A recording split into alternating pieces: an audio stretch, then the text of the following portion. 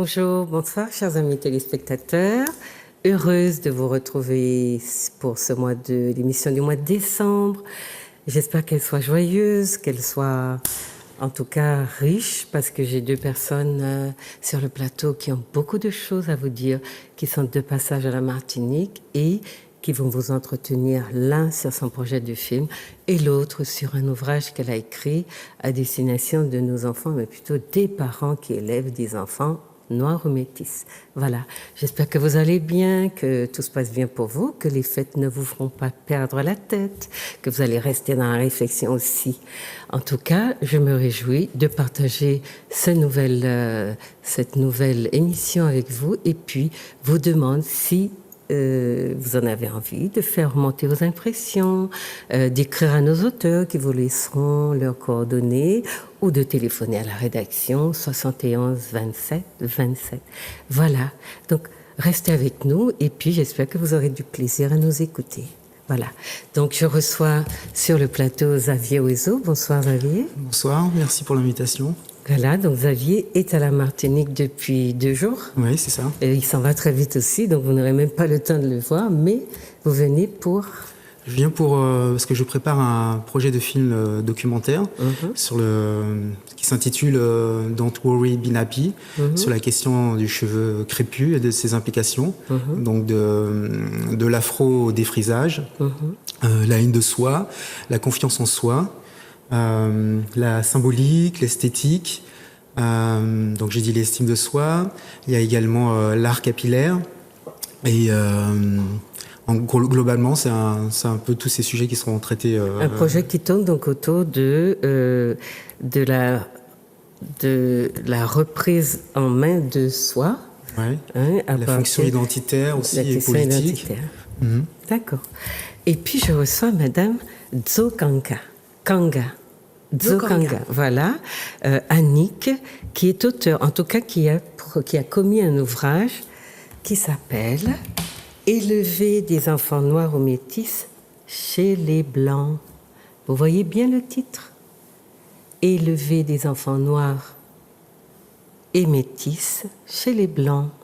Voilà, vous n'êtes pas choqués. On aura de quoi vous convaincre qu'il y a des différences. Je vous ai présenté 2 émissions, ou 3 peut-être, sur les écoles alternatives. Ça avait du sens. J'espère que vous continuez à côté de l'école officielle, envoyer vos enfants chez ces personnes ou leur faire partager en tout cas le type d'activité qui se développe dans ces écoles parallèles. Et vous allez comprendre un petit peu mieux pourquoi c'est nécessaire que vous ayez cette posture-là, puisqu'il en va de l'avenir, en tout cas de l'équilibre psychique de vos enfants. Voilà. Alors, Annick, si vous permettez, je vais commencer avec Xavier, qui va donc nous présenter son projet, mais en amont de tout, on va vous présenter le petit spot qu'il a préparé et qui circule sur Internet. Il se peut que vous l'ayez déjà vu, mais on va le revoir ensemble. Who taught you, please? Who taught you to hate the texture of your hair? Who taught you to hate the color of your skin? Listen to this. We didn't come here on our free will. Our people was told. The thief was the devil, just how they really was told. To steal a song from people, you know he really was. Ce frère-ci, moi-même et nous tous, nous sommes nés avec nos cheveux comme ça et nous les portons comme ça parce que c'est naturel.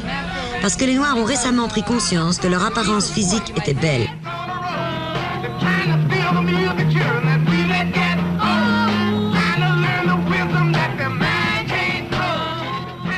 Les Africains ou les descendants ne sont pas nés avec l'idée qu'ils étaient moches, que leurs cheveux n'étaient pas celui qu'ils devaient avoir, qu'il fallait en changer la texture pour être acceptable. Ils sont nés dans des environnements dominés par les Occidentaux, par les Blancs, qui leur ont renvoyé une image d'eux-mêmes qui est négative, une image de cheveux que les Blancs ont refusé de considérer comme étant un cheveu.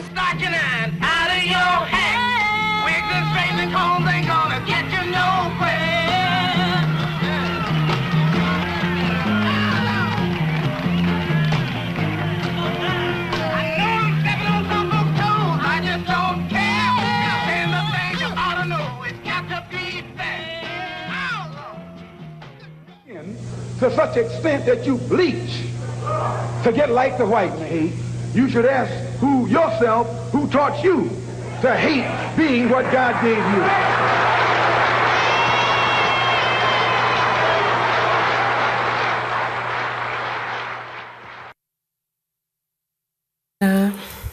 Je suis pas encore revenue. Voilà, chers amis téléspectateurs, Don't Worry, Be Happy. Donc, c'est le projet de film de Monsieur Xavier Huizot qui est sur le plateau et vous travaillez en collaboration avec un caméraman. Oui, avec une personne qui a déjà réalisé beaucoup de films. D'accord. Et qui a fait également des émissions télé pour les chaînes de télévision françaises. D'accord, qui s'appelle Benoît Sorti. D'accord. Alors, pourquoi avoir fait structurer le spot de cette façon-là? Il y a beaucoup d'Américains, c'est beaucoup de l'Amérique. On a très peu de vision de ce qui se passe dans la Caraïbe et dans l'espace, hélas, j'allais dire francophone, dans la mesure où on est quand même l'espace où on est le plus privé de soi-même et l'espace dans lequel on a le plus de mal à parler de ce qu'on est réellement et avoir envie de soi, finalement, le goût de soi. Alors, pourquoi avoir constitué le clip de cette façon-là? Et effectivement, il y a... Tous les films que j'ai pu voir sur la question sont des films anglo-saxons, et c'est pour ça que moi j'avais pas beaucoup d'éléments pour faire autre chose en attendant, et c'est pour ça que moi j'ai décidé de m'intéresser à cette question et de réaliser enfin un film réalisé par quelqu'un qui serait de la zone dite francophone. Et réaliser un film, c'est pas une mince affaire. Donc moi mon film le projet est supporté par une école de cinéma à Malakoff. Et cette école m'offre la partie production et post-production. Et donc moi j'ai en charge la mission de trouver des fonds pour tout ce qui est voyage, parce que ce film nécessite un certain nombre de voyages. Donc j'ai posté sur le site internet qui s'appelle Kiss Kiss Bang Bang. Donc, ça s'écrit comme en anglais. Si vous voulez, on va parler des questions monétaires tout à l'heure. D'accord. Parce que c'est vrai qu'il est venu un peu pour nous demander de l'aider. Et donc, mais on va avant vous donner un peu goût du projet, vous le faire découvrir. Alors, on n'a pas dit qui vous êtes. Pourquoi vous avez des studios mis à disposition? C'est parce que vous êtes vous-même dans le monde de l'audiovisuel. Oui, je travaille sur la chaîne de télévision TV5 Monde à Paris, dans le 17e. Donc, je suis moi-même dans le milieu audiovisuel. Et parallèlement à ça, ce qui m'intéresse, c'est vraiment... tout ce qui agite ma sensibilité, c'est vraiment la question du monde noir en général, que ce soit le travail de madame ou ce que moi je peux faire, ou même vos propres travaux. Donc moi c'est ça qui m'intéresse en dehors de mon travail. Donc c'est la raison pour laquelle je me suis lancé dans ce projet de film documentaire.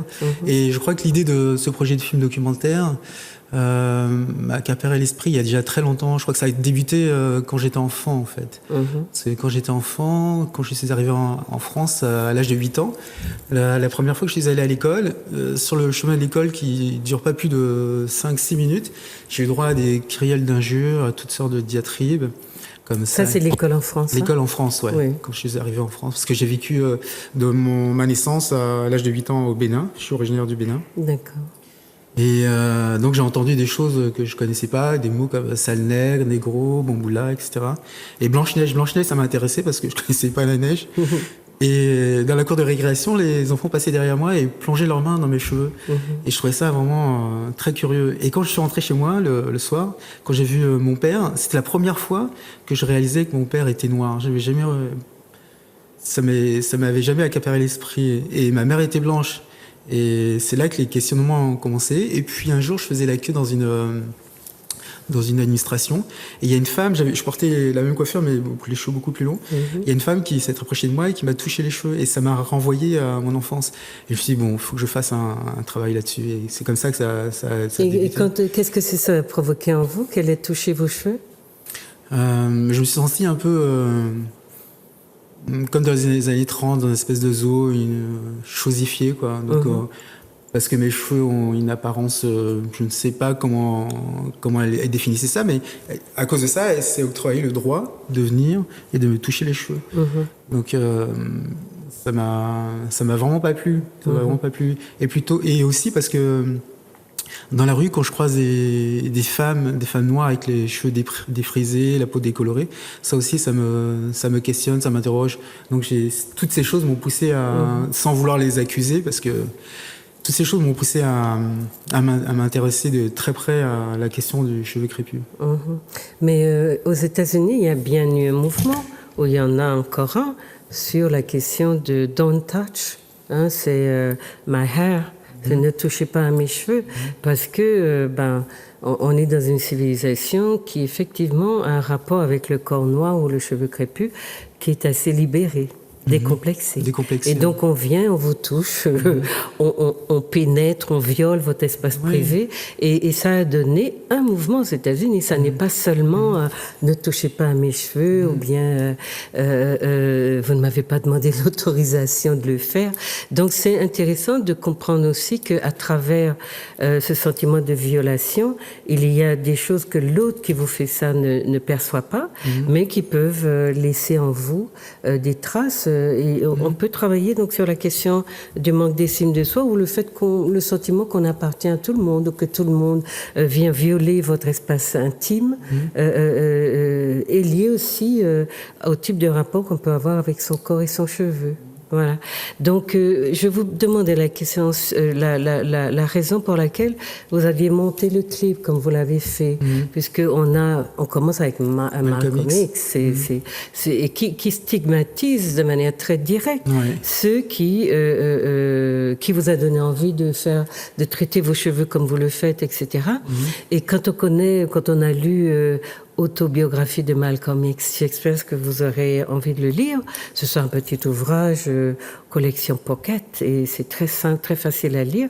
Quand on a vu la première scène de défrisage de Malcolm X, parce que il était plutôt roux, et peau plutôt claire, et il avait spéculé sur ces deux aspects de son identité physique, sa morphologie, qui, s'il arrivait à porter le cheveu lisse, ferait de lui un nom noir, quelqu'un qui se rapprocherait des blancs. Et donc, quand il avait fait son premier défrisage, il avait les cheveux roux, plats, aplatis.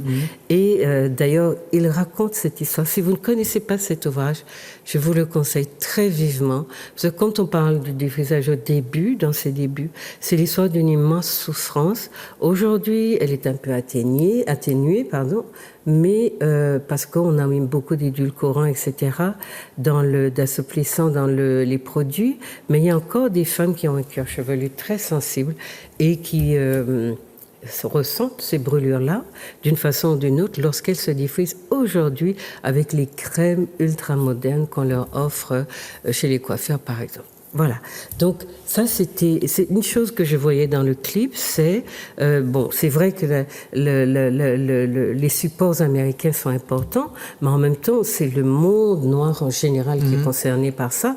Donc on ne dit pas qu'on ne veut pas, mais je voulais souligner par là qu'on ne veut pas s'inspirer. Je voulais souligner plutôt que il y a un problème dans nos régions dites francophones où nous sommes incapables de produire de tels supports pour travailler justement sur aider les nôtres à prendre conscience d'eux-mêmes, à aimer leur corps, leurs cheveux, à ne pas se considérer comme un problème. Donc des productions audiovisuelles, tout ce que nous regardons qui met en valeur le corps noir, le cheveu, etc., sont en général des productions des Afro-Américains. Alors vous avez une séquence dans la vidéo qui montre une femme, une très jolie femme, qui occupe une fonction... elle est mannequin, et on la voit donc révéler, c'est beaucoup de courage, révéler ce que le défrisage lui a fait. Pourquoi vous avez voulu mettre cette partie-là, Oui, en réalité, c'est...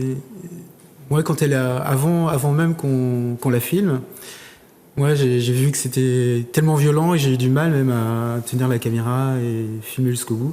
Mais elle a insisté pour que ce soit diffusé, parce que elle nous a expliqué qu'aujourd'hui elle se rend compte à quel point elle a détruit une partie d'elle, quoi, à cause de ses. Elle était aussi poussée par le manichénat par tout ce système, et elle m'expliquait elle avait acheté un produit de chez L'Oréal. Qu'elle a appliqué, et voilà ce que ça a donné, quoi. Et aujourd'hui, c'est une femme qui est meurtrie en elle-même. Elle a du mal à sortir. Oui, parce que son cuir chevelu est brûlé, complètement brûlé. Donc le cheveu ne repousse pas. Ah non, c'est terminé. C'est vraiment l'alopécie au l'alopécie dernier. totale, oui, ouais. totale. Et on voit pas bien sur l'image, mais elle a même des cratères, des plaques. C'est vraiment horrible. Donc, elle a voulu qu'on présente cette image parce qu'elle veut absolument que les femmes qui se défrisent les cheveux regardent ça et se rendent compte des réalités, ce que ça peut produire quand on continue, on insiste à pratiquer dans le défrisage.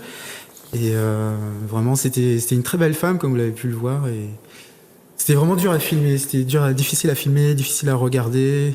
Et puis elle est vraiment malheureuse. Elle me dit qu'elle a plus de vie sentimentale. D'accord. Mais c'est pour vous dire aussi, chers amis téléspectateurs, qu'on parle du cheveu crépus comme d'un cheveu unique, mais vous savez que vous avez 5 textures de cheveux crépus.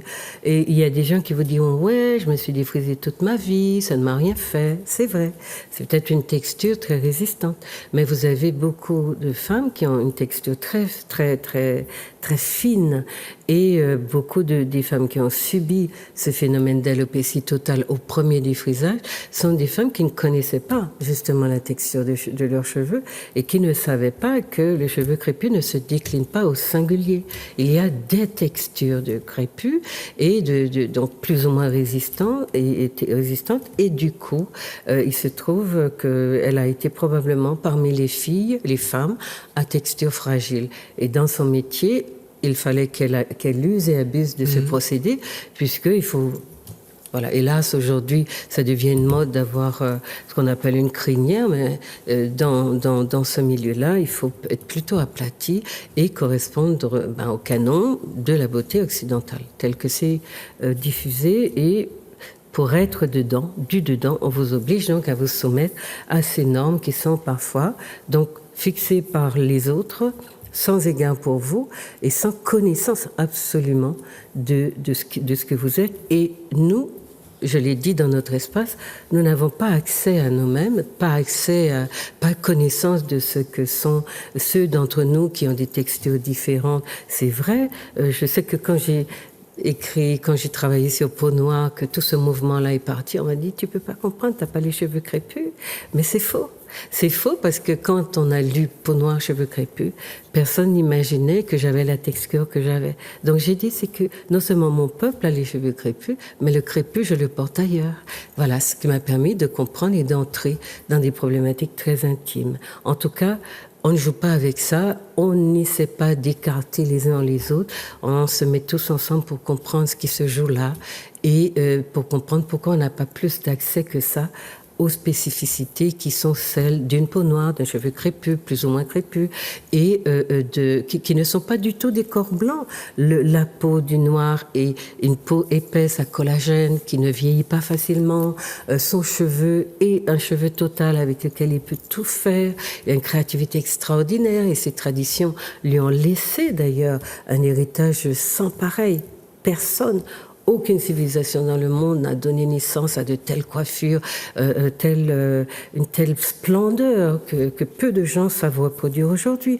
Donc il faut voir ce que votre civilisation vous a donné, vous a légué, vous a apporté, et il faut aimer. Et même si nous vivons dans un monde qui ne nous donne pas le droit d'avoir accès à nous, parce que notre histoire nous est déniée, nos passés, notre douleur, tout ça là, c'est dénié au nom de la démocratie, de la République une et indivisible, mais les corps ne sont pas un et indivisibles. Les corps existent avec leurs spécificités. Et le travail que nous faisons, chacun de son côté, Madame Dzo Sanga, Dzokanga aujourd'hui, et Xavier Ouezo, et puis beaucoup d'autres, eh bien, sont des travaux qui vous aident donc à entrer, accéder, construire une identité envers et contre tous, parce qu'elle est là et elle demande qu'on la respecte. Donc c'est pour cette raison-là que je vient vous voir aujourd'hui avec ces thématiques-là, dont on a déjà, c'est vrai, largement débattu. Mais on ne répète jamais assez.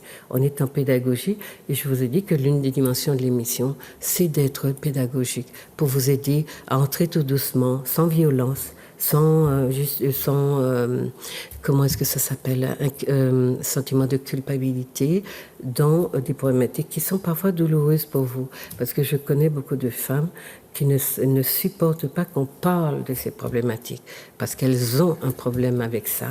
Mais il faut, pour se soulager et guérir, eh bien, essayer d'entrer, de supporter un petit peu la douleur et d'essayer d'entrer dans ces problématiques.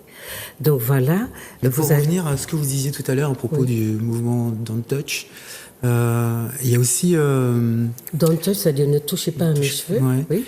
Il y a aussi, malgré la distance, avec quand les esclaves étaient débarqués dans les Caraïbes et les Amériques, Ouais. il y avait aussi la violence du regard de l'autre et de la parole de l'autre. Donc malgré la distance, je pense que cette violence sur le corps du noir, je pense que ça a commencé certainement là, ça l'a poussé à... Les mémoires anciennes. Ouais, ça l'a poussé à se conformer à une nouvelle idée du beau qui s'est fait, qui a germé en lui à cause de la violence de ce regard. Et je pense que s'adapter pour lui, ça signifiait atténuer justement la violence de ce regard et certainement le tenir aussi à l'écart. Oui. Parce que le miroir des yeux, de l'autre reflète aussi l'identité corporelle. Et je pense qu'il y a aussi de ça. Ça a dû commencer par là certainement. Oui. Quand il Mais est c'est arrivé. ce qu'explique Willy Moreau, hein, que je cite pendant Un cheveu crépus. Il explique, mais en dehors de ça, on utilisait les cheveux du noir quand il refusait de sortir de la cale du bateau. Hein, on l'utilisait pour l'extraire, l'arracher avec violence de la cale du bateau. Donc, lui qui n'avait pas ce genre de rapport douloureux avec son cheveu, dès son premier contact avec les Blancs, il a vécu douloureusement son cheveu parce que on s'en est servi à des fins de violence et de violation, puisque son espace privé était violé, mais aussi on lui faisait mal, puisqu'on lui tirait les cheveux, on s'en servait comme d'une prise pour l'extraire de la cale du bateau.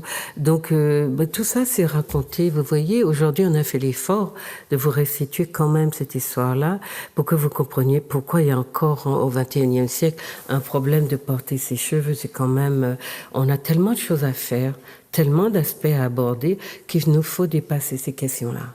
Il faut entrer dans les problématiques économiques, dans nos jeunes qui disparaissent, ceux qui sont sur le bord des routes, qui s'entretuent. On a de vraies problématiques. Il faut que le corps se prenne sa place et que j'ai tendance à dire qu'on lui foute la paix parce que il est ce qu'il est. Si dans les peuples de croyants que nous sommes, si le bon Dieu ou je ne sais qui avait décidé que les Noirs étaient de trop, ben il les aurait pas fait. Et voilà que le bon Dieu ou autre chose a décidé qu'ils étaient les premiers à venir sur Terre et à porter toute la civilisation du monde. Alors, pourquoi est-ce qu'on perd tellement de temps à vouloir défaire ce que la nature a fait? Voilà pourquoi on réfléchit encore aujourd'hui sur ces questions-là. Donc, on reviendra à vous tout à l'heure, Xavier, et je vais voir donc Annick Nzokanga qui nous a, donc je vous ai dit, présenté un ouvrage, vous voyez bien, chers téléspectateurs, il est important. Élever des enfants noirs ou métis chez les Blancs. D'accord? Alors, vous voulez bien vous présenter, Annick? Déjà, je voulais vous remercier, Juliette, pour cette invitation. C'est très précieux Avec pour plaisir. moi. Merci. En tant qu'auteur auto-édité, c'est une opportunité magnifique. Donc, merci encore. Alors, pour me présenter, moi, je suis née en Afrique en 1968 et je suis arrivée en France dans les années 70, en 76 exactement, dans ma 7e année. Et j'ai grandi toute ma vie, en fait, En région parisienne? en région parisienne. J'ai fait mes études. Je suis juriste de formation. Et j'ai étudié les lettres, mais c'était pas dans l'optique d'écrire. Donc pour moi, c'était aussi une belle surprise de pouvoir écrire ce livre. J'ai consacré 7 années de ma vie à le faire. Et j'en suis très contente parce que j'ai pu exprimer tout l'amour que j'ai reçu de ma famille, de mes parents. Et mon parcours en Europe ne m'a pas amené à nier mon identité, à dévaloriser ce que j'étais, ce que ma famille était, ce que mon peuple était, parce que j'ai su prendre des distances par rapport à cet environnement. Je remercie mes parents parce qu'ils ont été très vigilants.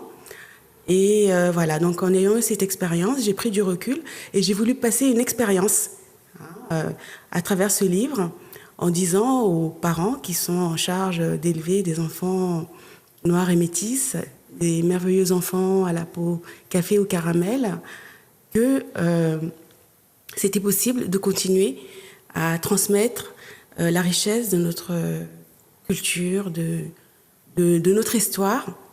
Et il fallait s'atteler à cette tâche pour que nos enfants puissent construire une identité positive. Mais est-ce que vous avez entendu ce dont on discutait avec Xavier? Est-ce que vous avez envie de rebondir déjà, ou alors vous allez nous expliquer qu'est-ce qui, dans votre parcours, vous a amené à réfléchir à ces questions-là? Qu'est-ce qui vous a fait vous dites que vos parents vous ont protégé, aidé, mais il y a un vécu qui est probablement très personnel, qui vous a amené à ces réflexions-là? Oui, c'est un ensemble de choses, mais c'est vrai que pour moi, le déclencheur a été la publication d'un ouvrage écrit par Hugues Lagrange, qui est sorti en 2010 et qui s'appelait Le déni des cultures. Et dans l'ouvrage de cet homme, on retrouvait les mêmes discours très négatifs sur la jeunesse afrodescendante, délinquance, difficulté d'intégration. Il soutenait même que les afrodescendants étaient responsables d'une délinquance plus importante que les arabo-musulmans. Et je me suis octroyé un droit de réponse pour dire à ce monsieur que non, que nos parents ne nous élèvent pas pour faire de nous des délinquants, que quand on est en âge, à notre tour d'élever des enfants, on n'en fait pas des délinquants, mais que c'est la société française qui a un problème avec nous, qui a un problème d'inclusion. Donc ça a été un droit de réponse que je me suis octroyé. D'accord. Donc, à quelle occasion est-ce que vous avez eu connaissance de ce livre, Le déni des cultures, de Monsieur Hugues Lagrange? Oh, parce que on en fait la publicité. C'était dans l'actualité à la radio. D'accord. Et c'est très courant d'entendre toujours des discours très dépréciatifs sur les Noirs, donc avec des statistiques à l'appui. Oui. Donc c'était vraiment très docte et très savant. Mais je considère que ça fait partie des discours qui contribuent à maintenir notre jeunesse dans cette sorte d'ensorcellement dont ils ne peuvent pas sortir parce que inévitablement on leur tend le miroir de délinquants qui ne peuvent pas se sortir de leur situation socio-économique parce qu'ils ne s'intègrent pas alors que la réalité est tout autre. Oui, et la société, bien sûr, comme vous le dites si bien, hypocrite comme elle est, elle dira que c'est dans leur gène que ça se trouve, dans leur ADN, et non pas dans la façon dont les jeunes sont traités. Quand ils sont contrôlés, contrôle au faciès à longueur de journée, eh bien, un enfant qui est contrôlé une dizaine de fois dans un pays qui est censé être le sien, il se dit à la fin de la journée, mais j'ai un problème, moi. Et lequel est-ce? Eh bien, celui que renvoie, comme disait Xavier tout à l'heure, le regard est très important. Vous avez une société qui vous exclut, premièrement, par le regard qu'elle pose sur vous, et puis tout le reste. Nos enfants sont souvent au fond de la classe, ils sont souvent ceux qu'on interroge le moins, ceux qu'on regarde le moins. Il y a énormément d'études qui montrent l'impact du fait de ne pas regarder les enfants quand ils sont dans la salle de classe, de ne pas les interroger, de ne pas les solliciter visuellement, de ne pas les faire exister, de ne pas les rendre visibles. Il y a énormément d'études en psychologie sociale que nous devrions lire au lieu de toujours dire « Ah, l'école va tout faire ». Mais l'école est aussi un lieu d'extinction de la luminosité de nos enfants. Donc il faut être prudent quand vous faites confiance à l'école. Il faut être là, présent, et observer l'évolution de votre enfant à mesure qu'il grandit dans ce système-là. Donc c'est très important que vous mettiez l'accent là-dessus. Maintenant, je voulais vous faire un petit reproche. Est-ce que j'ai le droit? Je vous en prie. Alors, vous avez mis « élever des enfants noirs ou métis chez les Blancs ». Et sur la photo, vous avez 2 enfants métis. J'ai mon aînée, parce que c'est la photo de mes 3 filles. Ah oui. Et elle est noire. Elle est plus noire que ses sœurs qui sont métisses. À la limite, on mettrait élever des enfants noirs chez les Blancs. La question du métissage, ou telle que nous la posons là, c'est vrai qu'elle est un peu complexe. Ce que je voulais vous dire, pourquoi est-ce que je dis que c'est est-ce que je peux vous faire une petite critique là-dessus, mais je la fais partout, à tout le monde, pour les mêmes raisons. C'est-à-dire que nous avons pris l'habitude d'évoquer le noir, entre guillemets, comme une entité qui est tellement invisible qu'on n'a pas besoin de la montrer. Donc on montre pas le noir. On va parler beaucoup de choses, et en fait, quand on prend les revues, c'est Miss Ébène, etc., on cherche où est la femme noire qu'on nous a vendue dans le titre.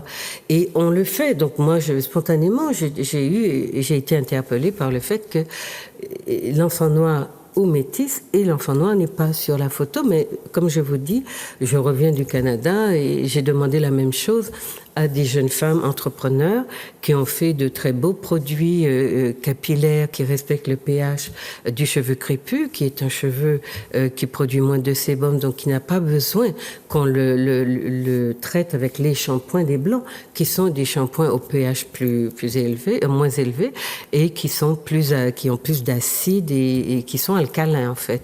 Et donc elles ont mis en place de très bons produits au pH entre 5 et 6, ce qui est très très important pour avoir un beau cheveu brillant, crépus, etc. Et elles ont mis sur leur prospectus 3 femmes blanches.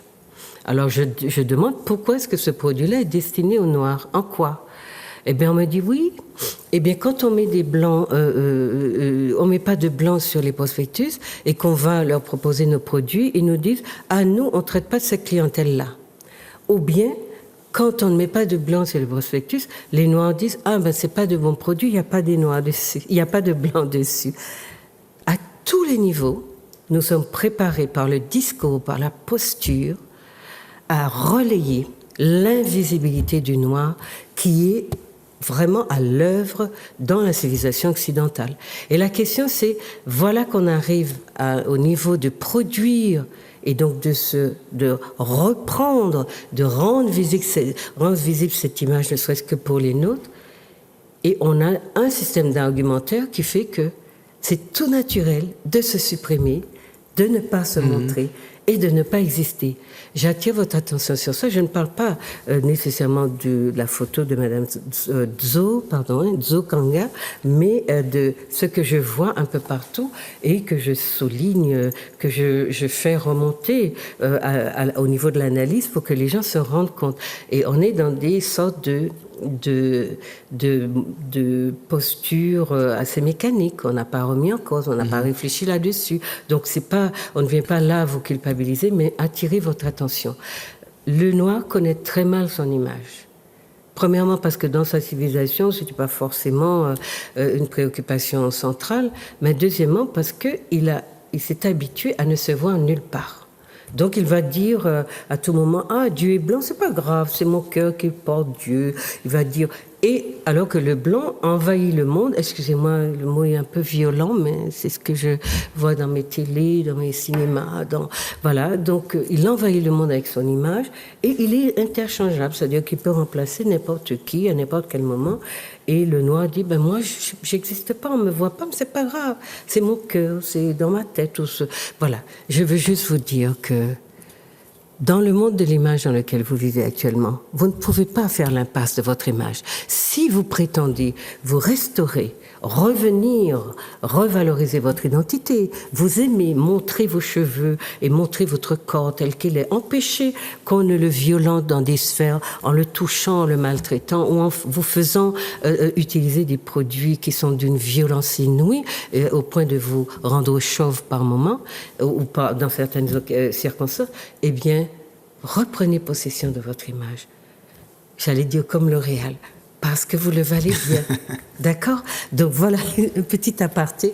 Ça n'a rien à voir avec vous, mais vous me dites que c'est... Donc l'une d'entre elles est votre fille, donc vous avez... Les trois sont mes filles. Hein. Les trois, donc les trois. deux qui sont là sont vos filles. Donc en fait, vous avez utilisé une image de famille pour illustrer la couverture. Oui, parfaitement, voilà. parce que dans mon livre, Voilà. je tire beaucoup d'exemples, des anecdotes qui sont tirées donc, de l'évolution de mes filles, des questions qu'elles me posent. Donc c'était une espèce de clin d'œil pour les lecteurs, pour que quand ils voient le prénom d'une petite, et ben, ils voient sur la couverture à quoi elle peut ressembler. Mais moi, mes filles, elles ont leur carnation. Et chez les Noirs, il y a des très foncés, il y a des plus Mais clairs. c'est justement... Alors, à ce problème-là s'ajoute un autre problème, c'est que nous avons une manière aussi très, très fusionnelle de parler des deux.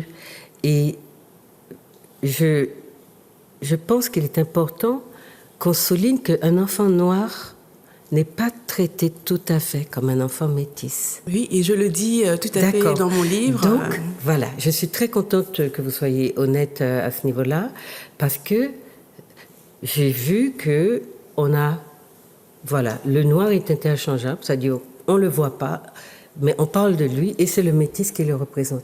Sociologiquement, morphologiquement, tout ce que vous voulez, à tous les niveaux, il bénéficie d'un régime de faveur dont l'enfant noir, négroïde, comme on le dit là, ne bénéficie pas. Donc il faut que nous traitions chacune de ces problématiques-là de manière honnête, entière, et que nous donnions à l'enfant noir la chance de dire voilà les difficultés que je vis en particulier, et non pas toujours le faire fusionner avec d'autres réalités qui sont... L'enfant métis a des échos de certaines problématiques, mais il n'a pas l'entièreté des problématiques de l'enfant noir. Donc là encore, on n'est pas dans des petites querelles de chiffonniers, mais de par ma profession, je suis dans le devoir de vous dire que, comment on dit ça, chien pas qu'à fait chatte ou je sais pas quoi, là. On a un tas d'expressions dans nos proverbes pour dire ces choses-là. Donc allons les prendre comme des vraies problématiques à traiter. Donc maintenant, on va écouter Madame Dzokanga nous dire un petit peu quel type de problème avaient les enfants, puisque vous avez, donc j'ai vu un peu votre site, si vous voulez en savoir un peu plus, elle vous le dira. Elle a un site qui s'appelle donc annickdzokanga.com, c'est ça? C'est tout à fait tout ça. Collé, tout collé. Et donc là, elle explique un certain nombre de choses. Il y a la photo de la couverture du livre. Et puis, vous pouvez aussi acheter le livre sur ce site-là. D'accord? Donc tout ça, c'est dit. Maintenant, vous avez eu envie d'expliquer pourquoi vous avez écrit ce livre-là. Voilà. Juliette, je voulais juste me permettre de rebondir un peu sur cet échange qu'on a eu sur la question du métissage.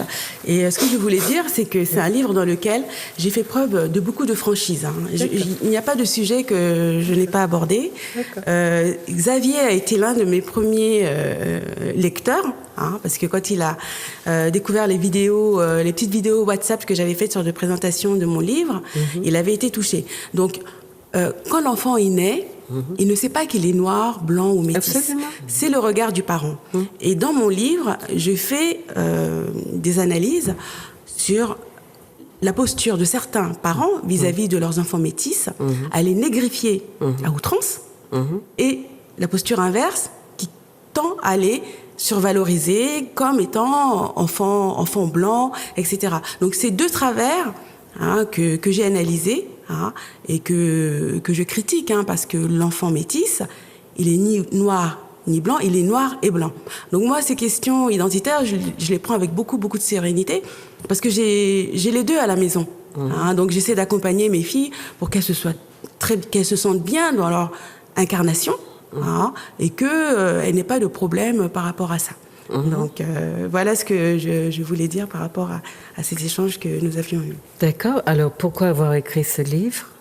Pourquoi j'ai écrit ce livre? Parce que... Alors, en dehors, vous avez expliqué déjà oui. la problématique du déni des cultures de M. Hugues Lagrange. Oui. C'est ça. Et aussi parce que je pense que les afrodescendants subissent une injustice très importante dans les sociétés occidentales dans lesquelles ils grandissent.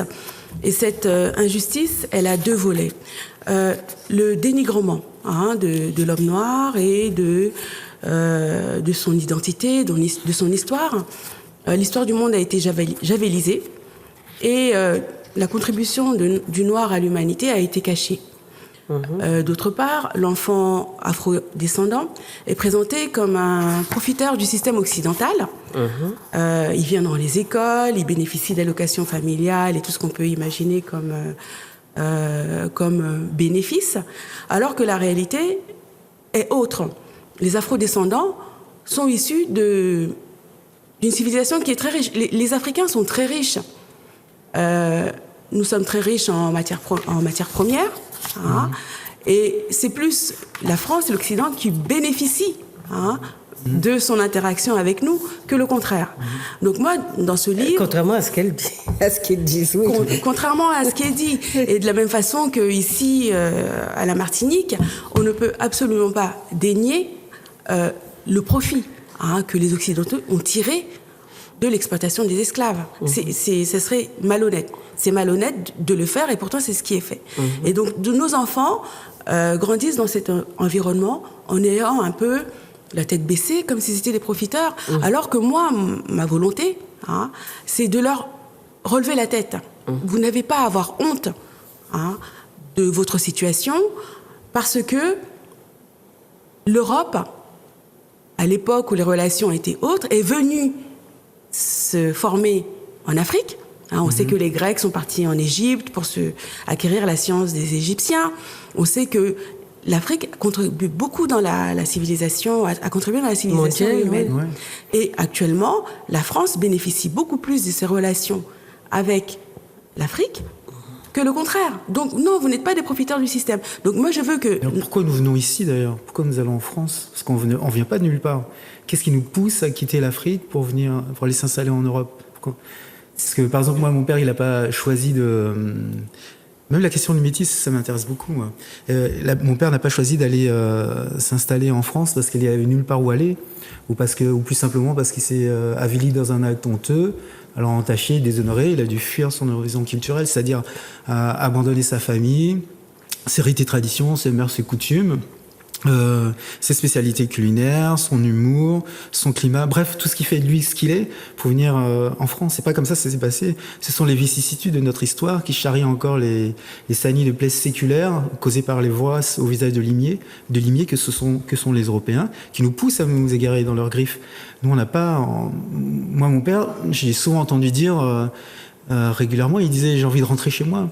Parce qu'il n'est pas heureux en France. Il est allé en France par dépit, parce qu'il fallait qu'il nourrisse sa famille, etc. Mais c'est pas un choix, une envie d'aller vers le bonheur ou.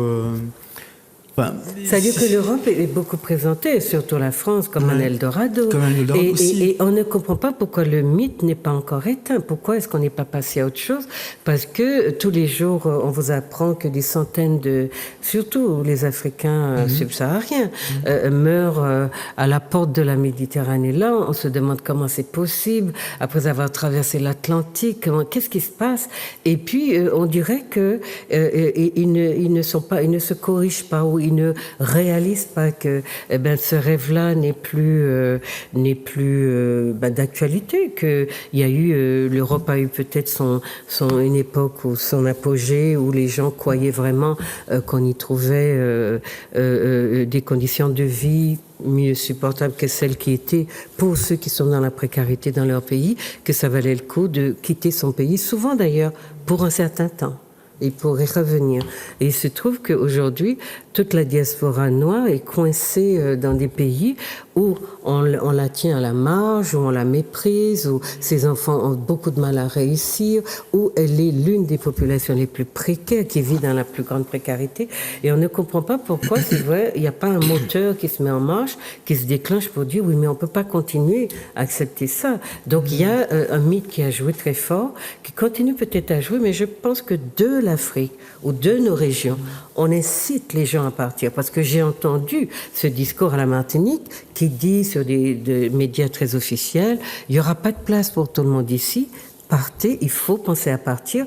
Et quand vous envisagez, vous avez un projet de carrière, pensez que vous n'aurez pas nécessairement ni le salaire, ni la place ici parce que si, parce que ça. Et après, quand vous remettez ça, vous renvoyez ça aux gens, ils vont vous dire « Ah non, non, j'ai jamais dit ça ». Et pourtant, on s'étonne aujourd'hui que 4000 jeunes quittent la Martinique, que nous soyons la population la plus vieille, que si, que ça. Mais tout un ensemble toute une dynamique produit ce réflexe de quitter leur région. Donc voilà. Oui, oui, tout à fait. Je voulais aussi rebondir sur ce que Xavier a dit. Effectivement, la majorité des populations afrodescendantes qui vont en métropole ne le font pas par gaieté de cœur. On sait très bien qu'il y a des mécanismes qui contribuent à bloquer le développement de l'Afrique. La France-Afrique, le CFA, l'ingérence politique. Le manque de leadership. Et puis l'échange très inégal. On achète la matière première pour 2 francs 3 sous. Voilà, donc, quand on l'achète d'ailleurs. Tout à fait. Quand on l'achète, oui, en effet. Voilà, donc c'est toute cette réalité que les enfants ont à gérer. Et puis il y a la barrière de la langue. Parce que au moins 85% de la population n'est pas au courant de la vie politique, économique, et encore moins, elle n'a pas accès à l'histoire, donc les gens ne savent pas ce qui se passe. Parfaitement. Donc du coup, nos enfants, quand ils grandissent en métropole, en fait, ils apparaissent comme des profiteurs d'un système, alors qu'en fait, c'est le système qui profite d'eux, et il produit une espèce de renversement accusatoire en leur disant « Vous êtes ici, vous venez profiter de nos services sociaux, vous venez occuper nos emplois. » Et puis vous faites beaucoup d'enfants. Voilà, vous faites beaucoup d'enfants. Il y a une enquête qui a été faite par un sociologue qui révèle que c'est plutôt les Français qui profitent du système social et non pas les étrangers. Oui, parfaitement. Parce que c'est vrai que si on demandait réellement les statistiques, les gens seraient très étonnés pour savoir qui sont réellement les bénéficiaires. Mais c'est pour ça qu'on ne veut pas de statistiques, soi-disant. On n'en fait sûr. pas parce que pas ethnique, pas ci, pas ça. Bien Mais sûr. pour nous, on contrôle tout. Il y a des chiffres. Et pour les autres, même ici, on n'a pas de statistiques sur les Français de France qui viennent, qui sont installés en très grand nombre dans ces régions-là. Bon, ce que je voulais vous demander, c'est vous avez donc vous avez une approche qui est d'abord, on va dire, macro, et qui situe l'enfant et ses difficultés dans un contexte géopolitique, géographique, civilisationnel. Et donc cet enfant-là va se retrouver donc au contact de blancs dans les écoles avec des enseignants blancs. Bon, ceci dit, ici, chez nous aussi, la configuration est à peu près la même. Dans nos petites écoles, à la maternelle, dans les crèches, etc., on a beaucoup d'enseignants blancs et cela a une importance sur la façon dont l'enfant va nouer ses premiers contacts avec l'environnement, avec la langue, avec les odeurs, le ressenti, enfin énormément de choses qu'on a voulu protéger, mais que malheureusement, dans la situation dominée dans laquelle nous sommes, nous n'arrivons pas à dire que nous voudrions par qui seront élevés nos enfants, etc. Bon, bref. Vous parlez alors, chers amis, je vais vous dire une chose. J'ai découvert Annick hier soir dans une conférence et je n'ai pas encore lu son livre. J'ai survolé ce qu'il y a sur son site. C'est pour ça que je vous dis d'y aller parce que on découvre notamment les avis des lecteurs. Vous avez déjà beaucoup de lecteurs. C'est très sérieux, très intéressant. Et voilà, il y a ce que j'ai posé tout à l'heure comme distance, l'enfant métis, l'enfant noir, etc. Ça ne doit pas faire forcément des différences, mais on essaye d'aller vers de plus en plus une connaissance de plus en plus fine de ces problématiques.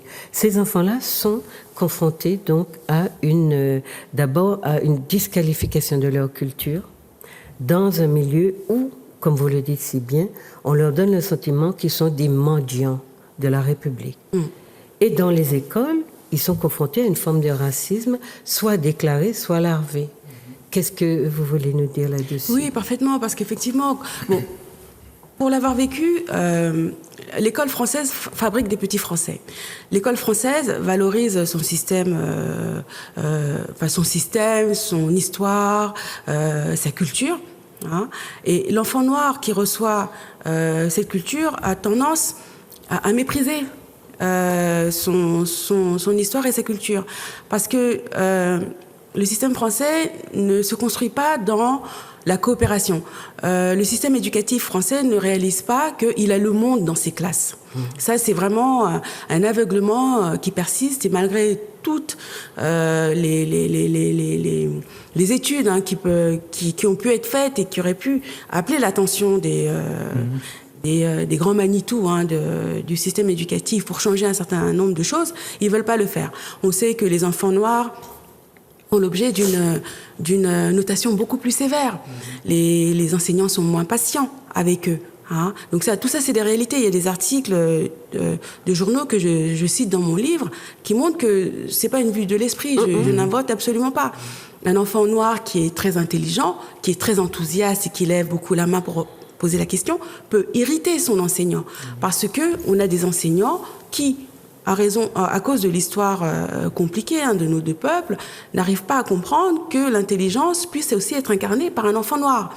Donc quand on a des enfants qui sont très brillants, les envoyer dans ce genre d'école, enfin, je ne dis pas ne pas les envoyer, mais le fait pour eux d'être dans ce système éducatif peut être un frein à leur épanouissement et à leur intelligence. Et c'est pour ça que les parents doivent être très vigilants, comme Juliette le disait tout à l'heure, en étant très très présents dans le milieu scolaire, en allant interpeller les enseignants et dire les problématiques que les enfants peuvent rencontrer, en interrogeant ces enfants à la sortie de la classe pour avoir un dialogue permanent, comment les choses se passent, quel est ton ressenti, etc. Et quand on a ce dialogue avec son enfant, on arrive à avoir des choses qu'on n'aurait pas pu imaginer. Au cours des nombreuses rencontres que j'ai pu faire à l'occasion de ce livre, j'ai un parent qui m'a appris que subitement son fils était totalement désinvesti en mathématiques. Et c'est seulement quelques semaines plus tard qu'il a appris que son professeur avait tenu des propos très désobligeants sur sa capacité à réussir en mathématiques. Donc voilà la réalité dans laquelle nos enfants grandissent. Alors, merci de souligner tout ça, mais j'aimerais vous dire que c'est beaucoup plus général que ça. Je vous ai dit tout à l'heure que je revenais du Canada et j'ai une mère qui m'a raconté une histoire exactement comme celle-là, d'un fils très brillant, tellement brillant qu'il était vraiment dérangeant pour les enseignants blancs d'accepter l'idée ou de le voir si brillant dans son élément, son corps, sa beauté, son intelligence, etc. Et le travail qui a été mené contre lui a été un travail de sape au point de l'éteindre, de la mener à devenir une espèce de pâle figure de lui-même. Et une autre mère me racontait comment, à force de coups portés à son enfant, on a fini par effectivement le transformer totalement au point qu'elle toute sa spontanéité a été détruite. Beaucoup d'enfants. Et à côté de cet enfant brillant, on a placé un enfant blanc qui est un cancre. Et cet enfant cancre perturbait, mais de manière incroyable, absolue et totale, l'enfant donc brillant, noir, et parce que ce sont des stratégies qui sont mises en place, même si vous allez dire oui, qu'on va chercher, là où c'est pas très net, mais c'est justement parce qu'on va pas assez, nous les parents, tous les parents, regardez ici, les parents blancs, ils sont tout le temps sur le dos des enseignants pour dire quoi, vous avez dit ça à mon enfant, vous avez fait ça, et nous on confie l'enfant à l'école, comme si nous-mêmes on avait apporté quelque chose à la construction de cette école. Non, il faut surveiller votre enfant. On vous l'éteint. Et je peux vous dire que je tourne et les parents me racontent les mêmes histoires. Donc ils ne sont pas à ce point-là obnubilés par l'idée que oui, il faut discréditer le corps enseignant blanc. C'est que c'est cela qu'ils vivent et que leurs enfants vivent. Donc il faut faire attention et voir aussi si on peut changer quand même ces pratiques-là. Mais quand vous dites qu'il faut les changer, ça signifie que le corps enseignant accepte de reconnaître. Or, vous êtes dans un monde dominant qui va vous dire, mais ma petite dame, vous êtes en train de délirer. Et puis, quel directeur, quel principal, quel etc. viendra vous dire, ah oui, vous avez bien raison, je vais tirer l'oreille de tel... Non, au contraire, on va vous coller, vous casser, et l'enfant va en prendre pour son grade encore plus. Donc il y a une réalité, c'est très bien de le souligner. Donc le racisme à l'école, quand vous dites que l'enfant n'est pas révélé, n'est pas regardé, c'est ce que je disais tout à l'heure, et ils sont les moins regardés, et forcément l'échec est une construction. Donc on le sait. Ce sont des stratégies. Maintenant, vous parlez aussi donc il y a tout ce que vous allez découvrir par vous-même dans l'ouvrage. Il faut aller à la lecture directe. Vous parlez le fait que donc l'enfant ne se retrouve pas du tout dans l'école. Vous disiez que l'école française fabrique des petits Français. Donc vous êtes dans la dynamique de l'assimilation, mais comme je vous disais, vous retrouvez ce phénomène aussi dans d'autres régions du monde où les Noirs sont dans les écoles des Blancs. On est bien d'accord avec ça. Donc c'est quelque chose, une forme de racisme qui est assez générale, puisque...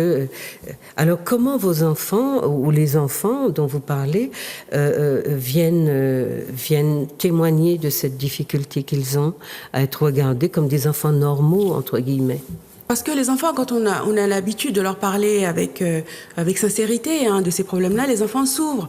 Et nous-mêmes qui avons grandi dans le système éducatif eurocentriste, on connaît ces choses-là. Donc déjà, le fait d'en parler aux enfants et leur dire « moi aussi j'ai rencontré ça, mais j'ai pu surmonter ces difficultés, viens m'en parler », ça permet de changer les choses. Et si c'est vrai que l'institution scolaire va faire front commun pour empêcher toutes ces revendications légitimes des parents pour plus de considération, il ne faut pas pour autant s'empêcher de le faire. Il faut y aller parce que de toute façon, quand l'enseignant voit que les parents sont derrière, quand l'enseignant est interpellé, il est forcément amené à se remettre en question. Sur ses gardes aussi. Il est beaucoup plus sur ses gardes parce qu'il sait que derrière les parents sont vigilants. Et puis quelque part, on lui montre le reflet pas très joli de ce qu'il est. Oui.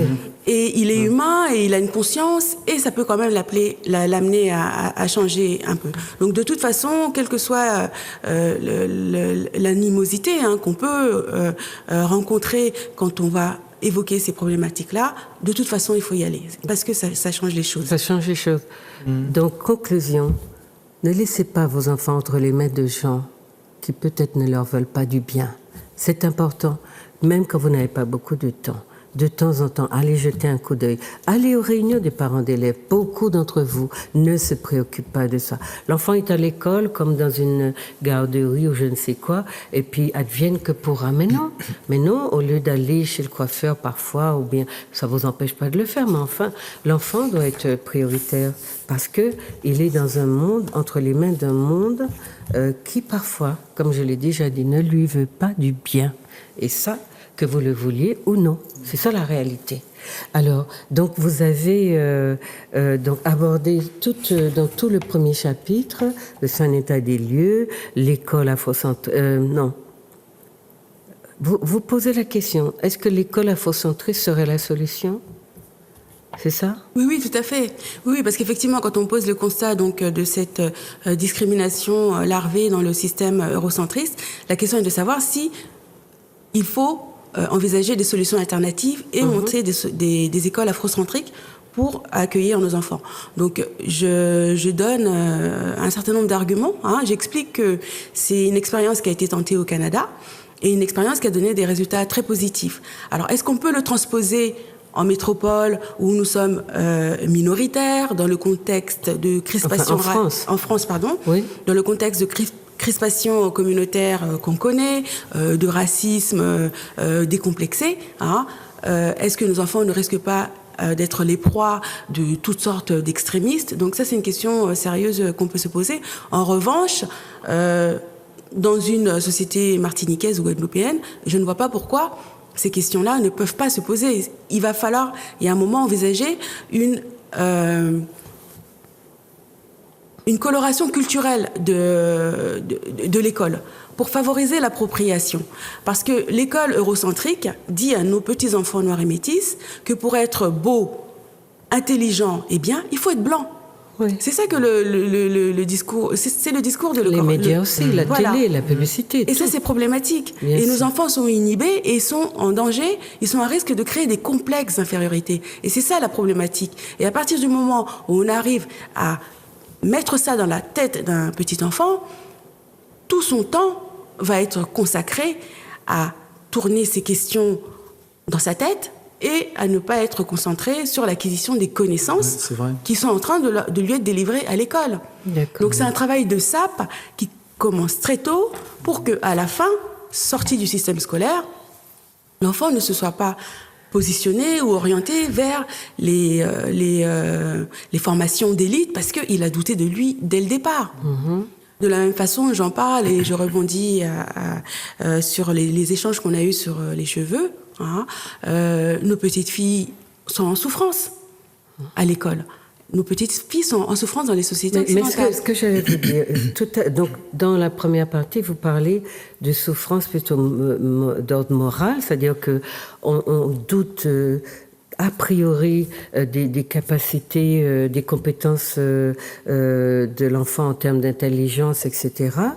Et donc ça, c'est vraiment une dimension de l'être qui est presque insaisissable, mais on voit à l'œuvre le dénigrement, les préjugés et le fait qu'on va s'appliquer à inculquer à l'enfant l'idée qu'il ne vaut rien parce qu'il est noir.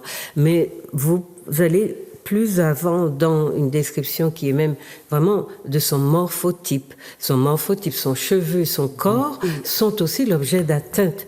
Donc l'enfant est totalement sous emprise et déconstruit. Alors ce morphotype, c'est-à-dire cheveux, et donc les enfants en souffrent aussi, ils viennent en parler. Oui, tout à fait, ils viennent en parler. Et c'est pour ça que, dans mon livre, effectivement, j'ai commencé par faire un état des lieux du système eurocentrique et donc de la vie en France.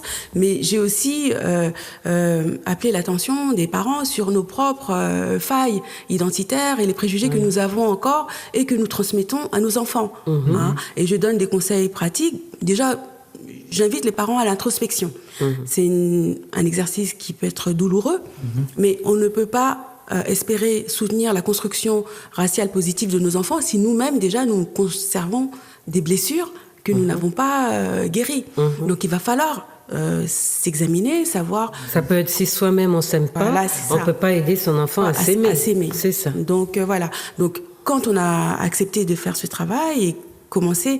la cicatrisation, parce que c'est quelque chose de douloureux. Hein, l'inculcation de la détestation de soi, c'est quelque chose de douloureux, hein, et on peut refuser de le voir, mais à un moment, et puis c'est un processus, hein, c'est insinueux, voilà, ça se voit pas du premier coup, c'est tout un processus, et c'est extrêmement délétère, parce qu'une fois que c'est en place, on a du mal à l'enlever. Parfaitement. De combattre, oui. Donc voilà, donc si nous déjà on accepte de faire ce travail-là, on peut aider activement nos enfants. Parce que en dépit de ce contexte que j'ai expliqué, il y a de l'espoir. Parce que nous n'avons pas à rougir. Quand on connaît notre histoire, quand on connaît notre valeur, on n'a absolument pas à avoir honte. Nous, on ne rougit pas. C'est la base. Non, on ne rougit pas. On ne rougit pas, c'est vrai. Voilà. On dit plutôt que les peaux noires deviennent plus pâles. Donc, voilà. Ensuite, oui. Donc, on n'a pas démérité sur l'histoire de l'humanité.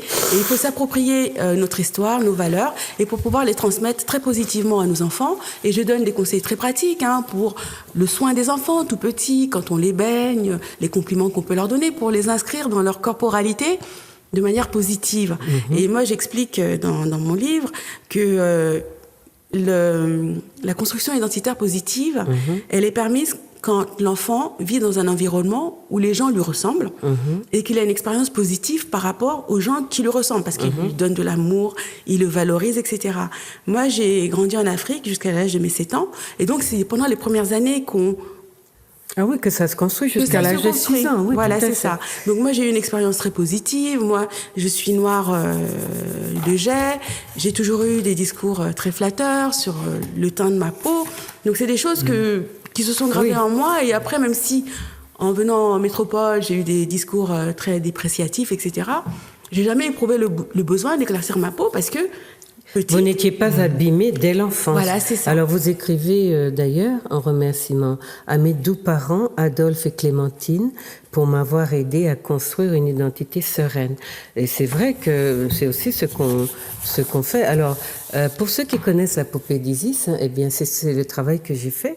D'abord pour que l'objet identitaire que constitue la poupée soit un objet de projection positive et que dans l'environnement d'Isis notamment, elle a des parents qui l'aiment, qui la valorisent et qui la laisse s'épanouir sans se comparer à d'autres qui seraient des modèles de beauté, comme on parle de modèles de vertu, parce que leur peau est plus claire accidentellement ou leurs cheveux moins crépus accidentellement, puisque vous n'y êtes pour rien après tout.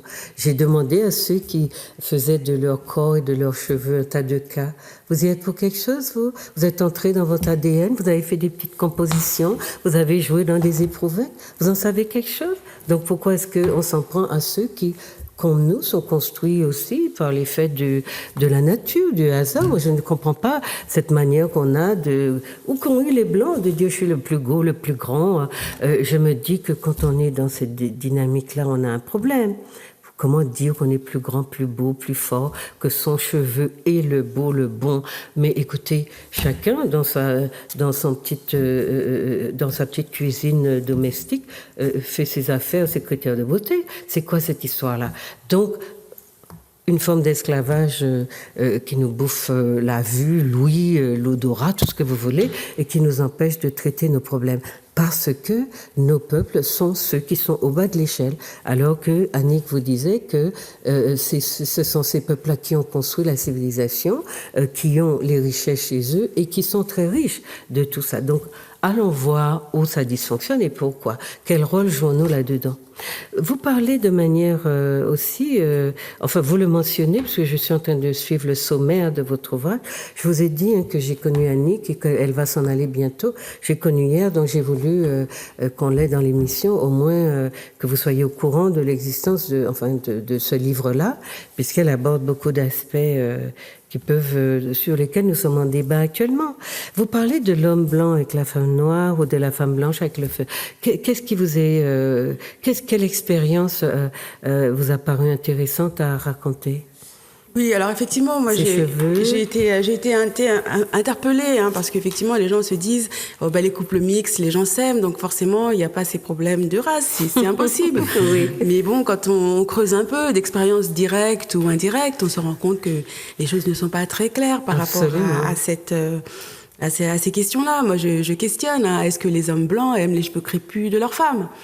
Ça fait partie d'une analyse que j'ai faite dans mon livre. Est-ce que la femme blanche respecte l'autorité de son homme noir? Est-ce qu'elle le laisse être père et transmetteur de culture et de valeurs à son fils? Donc ça, ce sont des questions qui sont d'une actualité criante. Alors quand le couple va bien, ça va, on met un petit couvercle, mais quand le couple explose, là, tous les préjugés ressortent. Mais quand il va bien, d'ailleurs, dans des situations, même entre deux personnes d'une même culture, il y a déjà des difficultés. Mais quand il va bien dans le couple mixte, c'est souvent parce que le partenaire du groupe dominé se tait, a fait tous les compromis qui permettaient aux partenaires dominants de la société dominante d'être roi, j'allais dire, dans le couple, ou d'être l'autorité, etc., la personne, le pilier autour de laquelle tout se passe, quoi. Donc, ça va bien, ça va pas bien, je veux dire, on s'écrase. C'est comme dans un couple simple, si la femme n'accepte pas de la fermer, qu'elle demande, qu'elle réclame parité, autorité, il y a des chances pour que ça aille. Alors, dans un couple avec des cultures différentes, mais j'entends très bien ce que vous dites du père noir. Est-ce que la femme blanche le laisse exercer son autorité de père et de transmetteur de culture? Parce que ce qu'on observe, c'est que très souvent, les enfants métis qui ont une mère blanche sont totalement des enfants du groupe dominant. On a l'impression que le partenaire dominé a été éliminé, mais on ne sait pas comment ça s'est fait.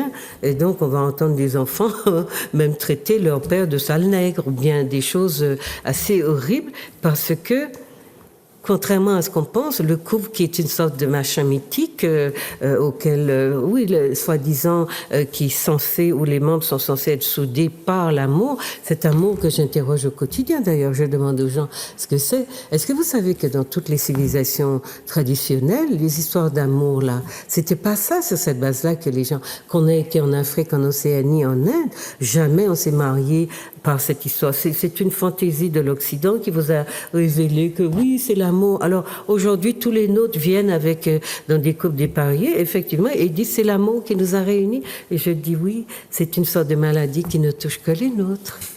Parce que les autres savent se protéger de ces maladies-là. Mais enfin bon, chacun fait ce qu'il veut comme il veut. C'est ce que j'ai entendu dire.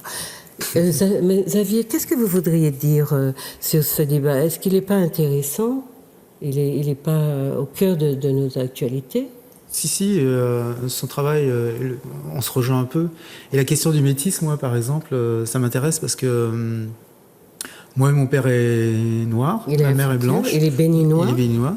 Et donc, on me définit comme métis, mais moi, je ne me définis pas comme métis. Moi, je ne vois pas comme métis. Moi, je me vois comme africain à un point, c'est tout. Ouais. Donc, moi, je me suis posé des questions sur le métis. Et je me suis intéressé, par exemple, à l'étymologie du mot. Métis, je crois que ça vient de mixtissus, c'est mixus, qui veut dire mêler, mélanger. Et je connais personne sur cette terre qui soit pas issu d'un mélange. Exactement. Donc ça veut dire que la femme qui habite dans cette rue rencontre un homme qui habite dans cette rue. S'ils s'unissent et ils ont des enfants, qu'ils soient tous les deux noirs ou blancs, ou un noir et un blanc, les enfants sont des métis. Donc la question des métis, c'est des histoires. Et on fait d'un phénomène tout à fait normal, une rencontre, on cristallise la question sur la peau et on en fait une alchimie complexe. Et une question raciale. Et une question raciale, ouais. Mais au lieu de parler des cultures, donc on met les races à la place de la culture. Ouais. Ceci dit, aux États-Unis, vous avez des gens qui se rencontrent, qui appartiennent à des groupes différents et qui ne se définissent pas comme métis. Donc ça dépend là encore des civilisations. Et la question du métissage est venue du fait qu'on a considéré que l'homme noir était un animal et quand il rencontrait le blanc, qu'il faisait des espèces de mulâtres qui étaient des mulets, c'est-à-dire des individus stériles.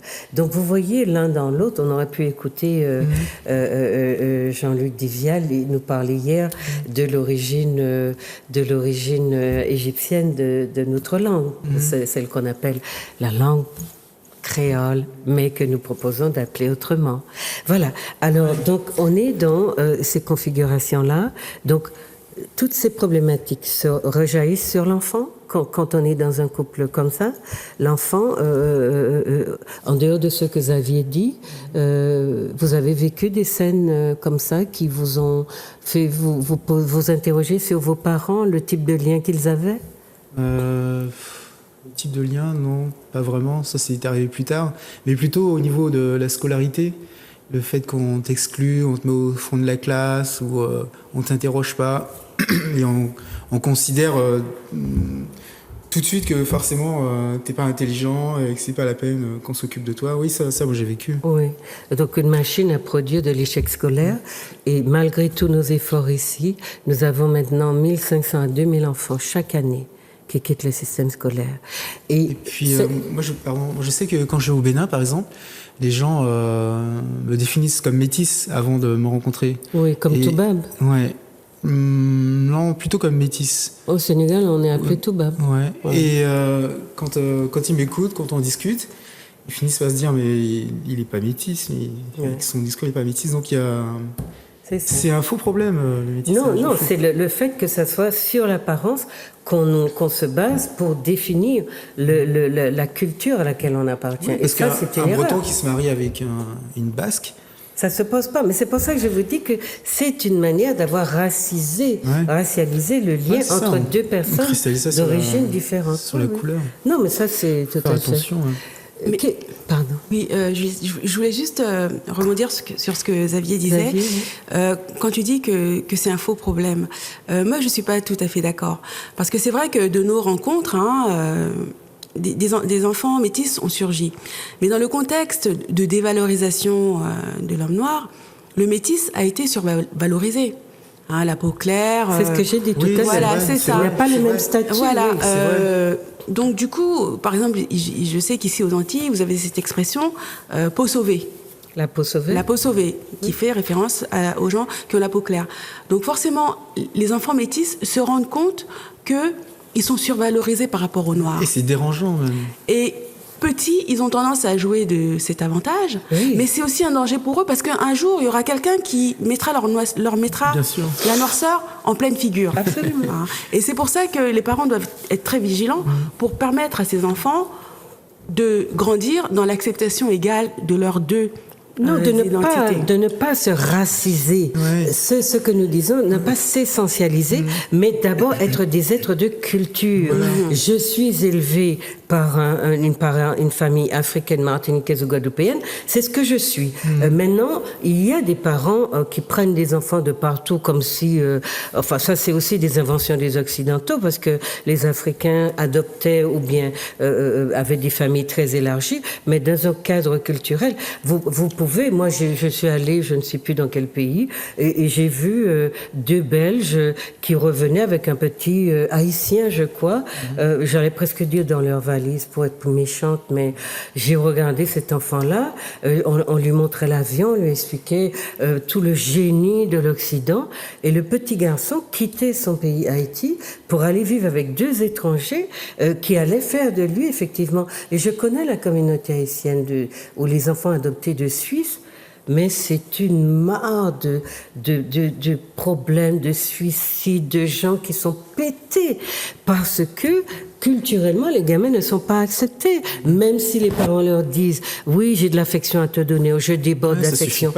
Non seulement ça ne suffit pas, mais quand l'enfant commence à devenir un adulte noir, eh bien, il est cassé. Il y en a un qui a ramené une fille noire à ses parents blancs. Eh bien, il a pris la porte tout de suite. On lui a dit non. Et alors que le jeune homme est noir. Mais c'est vous dire, qu'est-ce que les parents blancs qui adoptent aussi des enfants noirs, qu'est-ce qu'ils veulent? Qu'est-ce qui se passe dans cette relation-là? Qu'est-ce qu'il faut interroger? Ou qu'est-ce qu'on nous empêche d'interroger au nom du fait que ça serait des sujets tabous? Mais vu que le monde, la mondialisation et que chaque personne aujourd'hui dans sa famille a des gens de composites, des couples composites, ben, il faut interroger ces phénomènes-là. Autrement, on continue à détruire la descendance, et puis les couples aussi se tapent dessus parce que rien n'est expliqué, rien n'est analysé, et tout est dans le feutré, dans le faut pas dire, et puis dans l'amour qui serait, je ne sais pas, ou peut-être sous les feux de l'amour sous les feux de l'amour, c'est totalement aveuglant. Donc c'est important. Qu'est-ce que vous vouliez dire? Oui, moi ce que je voulais dire, c'est qu'effectivement c'est aussi une thématique que j'ai analysée dans mon livre. Bon, moi j'essaie de l'analyser de manière très objective. Je l'ai dit, on ne sait pas les motivations de ces couples blancs pour adopter des enfants noirs. Je les juge pas, c'est peut-être des questions transgénérationnelles, on ne sait pas. Donc il y a une affection filiative qui se fait. Je la juge pas, mais je donne des conseils pour que ce soit vécu de façon le plus positive et pour les parents et pour les enfants.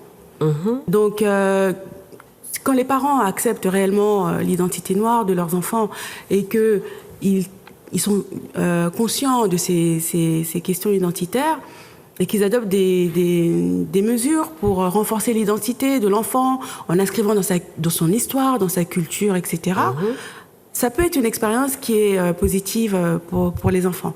En revanche, quand les parents adoptent des enfants noirs pour en faire des poupées Barbie ou des princesses Aurore, en déniant totalement leur identité, la lignée humaine noire dans laquelle ils se sont inscrits par la naissance, ça crée effectivement des catastrophes parce que l'enfant, il n'est pas à sa place. Et ça fait les difficultés que tu as évoquées, Juliette. Non, mais le fait déjà qu'on est dans une relation asymétrique, c'est en général des parents blancs qui adoptent des enfants noirs. Ça crée aussi un imaginaire qui est particulier. Donc, c'est tout ça aussi qu'on interroge. Je ne suis pas dans la culpabilisation, mais il y a tellement de dégâts. Et je suis bien placée de par mon travail et mes rencontres pour parler de ça. Et c'est pour ça que j'ai dit qu'il faut détabouiser un certain nombre de problématiques parce que cela devient urgent. Quand vous voyez les problèmes identitaires et de personnes qui sont pourtant très intelligentes, mais qui n'arrivent pas à s'en sortir parce qu'elles sont empêtrées dans des réseaux de problématiques qui ont pris naissance dans l'enfance ou dans la difficulté à se définir. Qui suis-je? Est-ce que je suis blanc? Est-ce que je suis noir? Oui, mais voilà, je n'ai je ne suis qu'un capital blanc dans la mesure où les parents que j'ai eus ont voulu justement faire de moi, etc. Donc, c'est pas forcément l'essentiel. Moi, ce qui m'intéressait, c'est que on continue un petit peu à parler de votre projet. Et puis après, j'aimerais bien, comme vous parlez du travail qui est mené avec les enfants, comment est-ce qu'on arrive à les construire et à les soustraire à l'influence de l'environnement qui est si puissant par la télé, par les médias, les films, les copains, les petits copains. Est-ce qu'on arrive à les recentrer au point qu'ils soient des petits copains normaux, je veux dire, sans vouloir fusionner, se fondre, s'identifier. Et je ne comprends pas, là c'est un problème aussi, que le petit français ici, par exemple, il garde son accent, il garde son quant à soi, il garde sa dynamique, etc. Et pas l'enfant noir. C'est quand même quelque chose qui est assez... qui interroge. Xavier ? Qu'est-ce qu'on peut dire sur le film? Vous voyez comme le temps passe vite, on n'a plus beaucoup de temps. D'accord, alors... Non, mais rapidement. sur le projet, qu'est-ce qu'on pourrait dire aux gens pour les intéresser? Parce que vous avez parlé du fait que c'est d'abord un projet qui voudrait être caribéen et sur le monde, disons, un peu francophone. La diaspora parlant français. Oui, moi, comme je disais au début, moi, je voudrais montrer, pas parler seulement de la haine de soi, la mésestime de soi, mais parler aussi, montrer ce qu'a été le cheveu crépus, l'art capillaire, parce que il fut un temps où les femmes, loin de détester leurs cheveux, faisaient de la coiffure un exercice de style, et avec des coiffures vraiment extraordinaires. Et j'aimerais bien présenter ça dans le film pour montrer aux femmes qu'il y a autre chose et que c'est vraiment dommage, après avoir inventé toutes ces coiffures, créé toute cette beauté, de s'adonner à des pratiques délétères, quoi. C'est vraiment dommage. Bon, comme on n'a pas beaucoup de temps, moi je voudrais aussi préciser que j'ai lancé une campagne parce que réaliser un film c'est très difficile, il faut des fonds. Donc moi j'ai lancé une campagne de financement participatif sur un site internet qui s'appelle Kiss Kiss Bank Bank et où il est possible de me faire un don pour soutenir le film. Donc là j'ai déjà atteint 52% de la somme. Donc il m'en manque 48 et il est possible de faire un don par carte bancaire ou alors par chèque à l'ordre de Focus, une association sérieuse. Et pour toutes les personnes qui ont du mal à aller sur Internet ou qui font pas confiance, elles peuvent toujours contacter le site, regarder en détail ou simplement passer par l'autre mode qui est le chèque. Et comment est-ce que... Oui, c'est ça. Donc, vous avez dit, le site, c'est Kiss. Alors, K-I-2-S, collé, oui, banque, comme banque. En un seul mot. En un seul mot, donc B-A-N-K, deux fois. Kiss, deux fois, banque, deux fois, .com. Non, il suffit de taper ça sur le moteur de recherche Google, cliquer sur le premier lien, et là on a accès à la plateforme Kiss Kiss. Et là dans l'onglet recherche, on entre le titre du film, donc Don't Worry Be Happy, et il y a la fenêtre qui correspond au film qui s'ouvre. Ensuite on clique sur soutien et on suit tout bêtement le processus, c'est assez simple. Alors, ce que vous avez promis à ceux qui financent, qui peuvent être des associations, des groupements, etc. Alors, il y a des contreparties. Il y aura, en fonction des dons, il y aura par exemple le nom de la personne ou l'association dans le générique. Il y aura un t-shirt qui sera envoyé avec le titre du film qui est floqué sur le t-shirt. Il y a aussi, en fonction des dons, la possibilité d'assister au montage, passer une journée, voir comment on construit un film. Bon, il y a des tas de contreparties. Et puis d'être dans le générique, si bien sûr si le don est assez conséquent. Oui, et puis il y a une séquence qui sera assez longue, qui sera réalisée ici en Martinique. Donc je vais circonscrire des salons de coiffure pour leur... parce que ce sont des salons où les femmes sont contre cette pratique du défrisage, aussi parce qu'elles ont une parole forte, un discours fort, avec des enseignes particulières. Et puis il y aura une interview aussi qui sera avec vous, je pense. Et Et voilà rapidement ce que je peux dire sur le...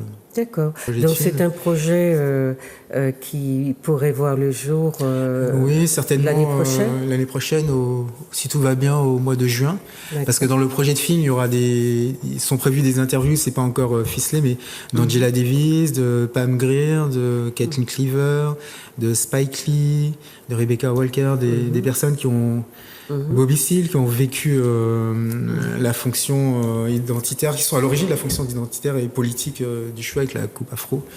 Et il y aura aussi des séquences au Nigeria, où il existe encore dans certaines régions des techniques ancestrales de coiffure. Mais moi, je pense que ça serait une erreur d'imputer ou d'attribuer aux Africains américains la question telle qu'elle se pose en France. Parce qu'on a une autre dynamique sociologique.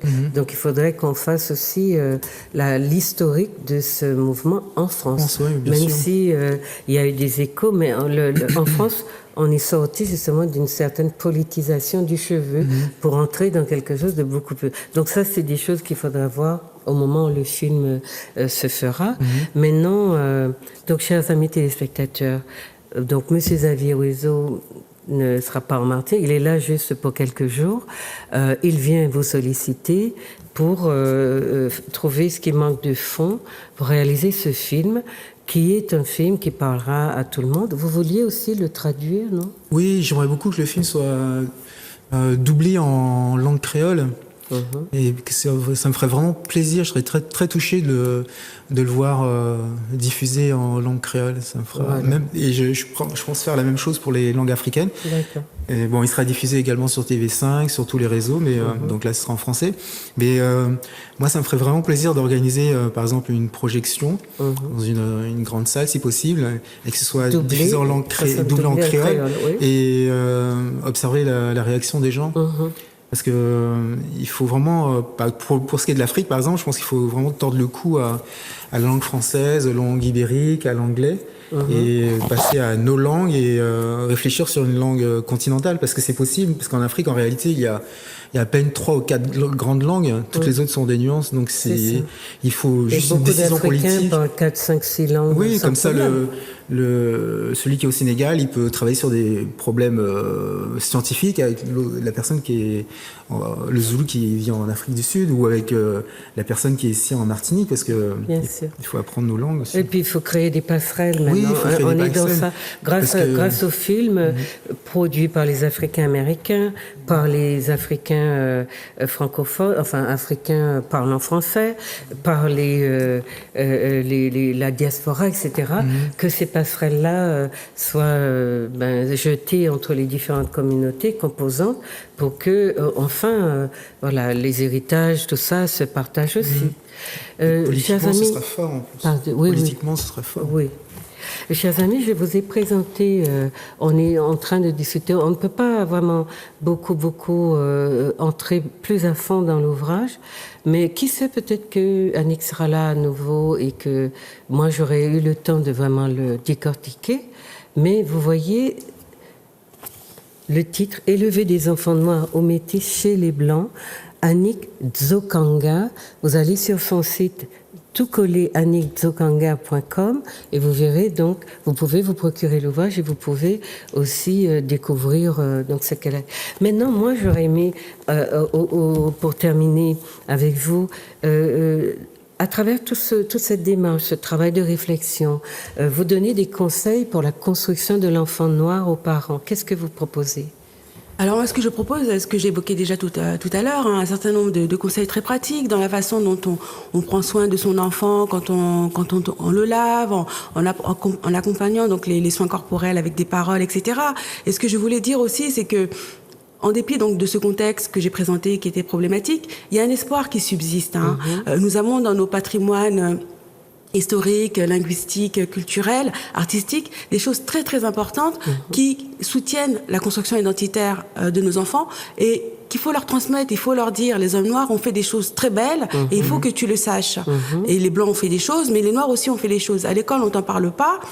mais nous, on va t'en parler pour t'aider à grandir très bien.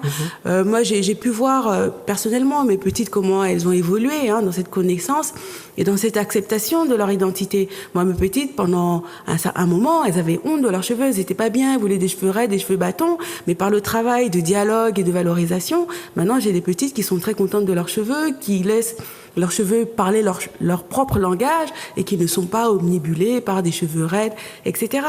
Donner l'esprit critique à ses enfants. Quand on reçoit un compliment, bien l'analyser pour savoir si c'est vraiment un compliment. Je donne des exemples de ma vie personnelle avec ma fille aînée Aïda. Petite, un jour, une camarade lui avait dit « Oh Aïda, tu as un bonnet pour une noire. » Alors, en décortiquant le compliment, j'ai réussi à le faire comprendre que finalement, c'était pas vraiment un compliment. Donc, du coup, c'est un cadeau empoisonné.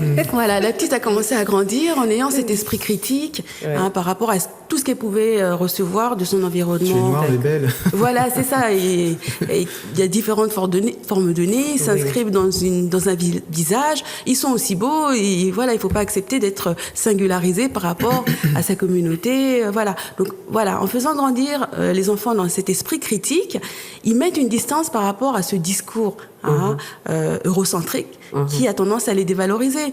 Récemment, je travaillais avec ma petite cadette sur les problèmes de richesse des nations, donc le PIB, etc. Et j'ai la petite qui a été en mesure de dire on présente l'Afrique comme pauvre, etc. Mais en fait, l'Afrique, elle est pillée. L'Afrique, elle est très riche, mais elle est pillée. Donc pour moi, ce sont des choses qui sont très positives parce que qui se transmettent. Voilà, que la petite, elle a des outils pour pouvoir mettre une distance par rapport à ce qu'on peut lui dire, et surtout, elle développe l'assertivité, ne pas accepter qu'on lui dise n'importe quoi sur son identité, sur son héritage, parce qu'elle le connaît, parce qu'elle le valorise. Pourquoi ? Parce que la famille, les parents sont là pour valoriser et être heureux de ce qu'ils sont. D'accord. Donc vous voyez, chers amis, l'utilité des écoles alternatives, puisque dans l'école officielle, on ne leur apprend pas leur histoire, eh bien, à côté, faites comme Annick, poussez les enfants, apprenez-leur à réfléchir sur savant et... Comment s'appelle ce livre de Inventeur et savant noir. Inventeur et savant noir. Et puis, il y a beaucoup de choses qui se font dans ces petites écoles. Renseignez-vous, je vous ai fait déjà 2 ou 3 émissions à ce sujet. Donc, il faut qu'à côté de l'école, vous ayez aussi une école, j'allais dire quelque chose de plus privatif qui vous permette de combler les manques qui se ressentent chez les enfants, parce que l'école officielle qui fabrique des petits Français sans égard pour leur couleur, identité, tout ce que vous voulez, eh bien, que vous soyez dans des stratégies de compensation, que vos enfants soient équilibrés. Au fond, le meilleur cadeau qu'on puisse leur faire, c'est de leur donner des grilles de lecture qui vont les rendre autonomes et qui n'est pas à se vivre comme des couleurs, à marcher comme des zombies derrière leurs couleurs, au nom du fait que certaines personnes se sont accaparés de toute la couleur, de celle qui a toutes les valeurs, et que eux sont en train de courir après une couleur qui indéfiniment qu'ils n'auront jamais, parce qu'ils sont ceux que la nature leur a donné. Maintenant, on va dire au revoir à nos téléspectateurs. Annick, vous allez commencer. Dites, qu'est-ce que vous voulez leur dire du livre? Parce que quand les lumières vertes sont là, ça veut dire arrêtez-vous. Dites-leur. Voilà. Donc, vous pouvez regarder la caméra. Ah d'accord, ok. Moi, ce que je voulais dire, c'est que c'est un livre d'amour que j'ai écrit, parce qu'il faut absolument que nos enfants apprennent à s'aimer et à aimer ceux qui leur ressemblent. Et ça, c'est primordial, parce qu'il n'y a pas de plus grand amour que celui qu'on a pour soi-même.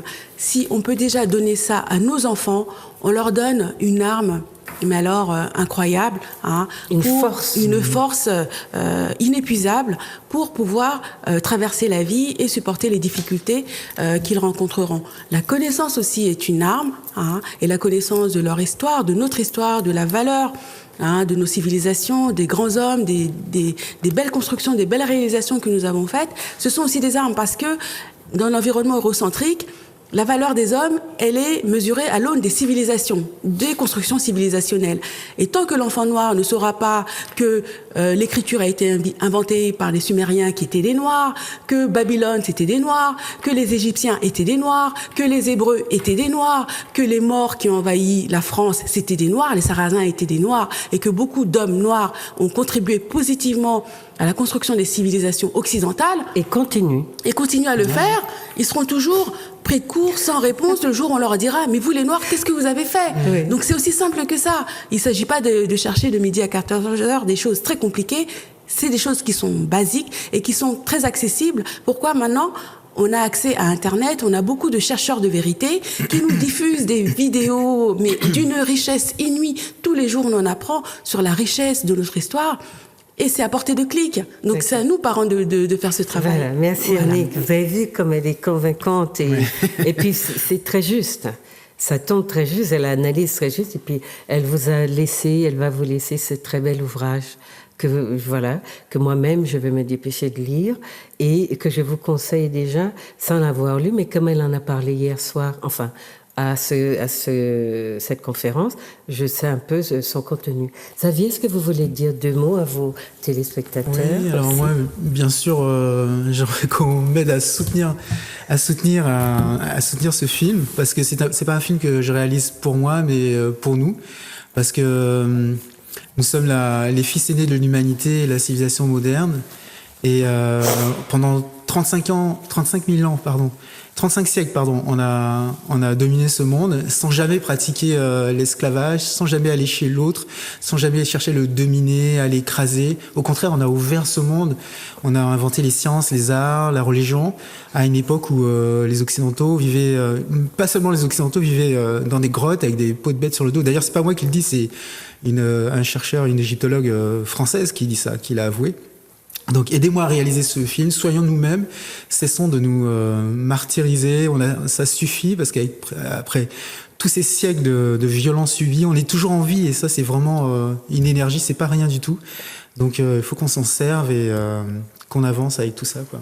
Voilà. Il y a encore beaucoup de choses à dire. Oui, il y a beaucoup de choses à dire, chers amis. Et puis n'oubliez pas, vous faites des dons à votre mesure.